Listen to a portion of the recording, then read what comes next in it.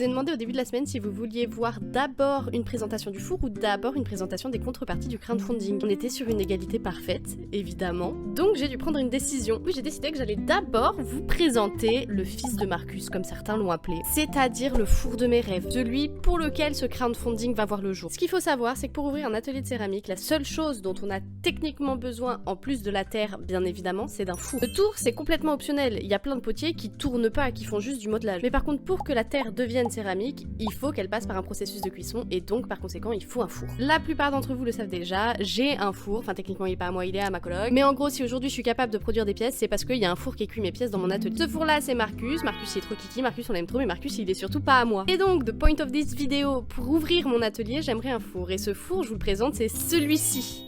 Quelle belle image, n'est-ce pas? En gros, c'est Marcus, mais bigger. C'est-à-dire que Marcus, par exemple, pour comparer, c'est un four qui à la base faisait 90 litres, dans laquelle on a rajouté une Reos qui nous a rajouté 50 litres grosso modo, et maintenant il fait 145 litres. Une belle bête, me direz-vous. Et ben le four que j'aimerais dans mon atelier, il est un peu plus grand. Entre ma production et les différents cours que j'aimerais faire, et ben en fait il me faut quand même un four qui fait minimum la taille de Marcus avec la Reos. Donc je vise ce four-là, c'est un four qui fait 130 litres, mais surtout la petite particularité de celui-ci, c'est que si j'en ai besoin, je pourrais aussi rajouter une Reos qui le fera monter à 200 litres. Et ça c'est cool, parce que si l'atelier marche, et c'est ce qu'on espère, hein, c'est le but quand même de toute cette situation, j'aurais pas besoin de racheter un four, je pourrais juste rajouter une Reos qui le rendra plus grand. A savoir aussi que pour pouvoir enfourner, il me faudra tout un matériel d'enfournement avec des plaques réfractaires et des quilles par exemple, et ça rajoute un certain prix aussi. Plus les frais d'installation, parce que j'avoue que moi je m'y connais pas assez pour pouvoir installer mon four, je préfère que quelqu'un de compétent s'en occupe, hein. Je pense qu'ouvrir un atelier va ramener son lot de problèmes, donc si on peut en enlever certains en faisant intervenir des gens compétents, je prends. Et une fois arrivé, il faudra lui trouver un nom à ce four, hein, donc là je vous demanderai aussi votre aide.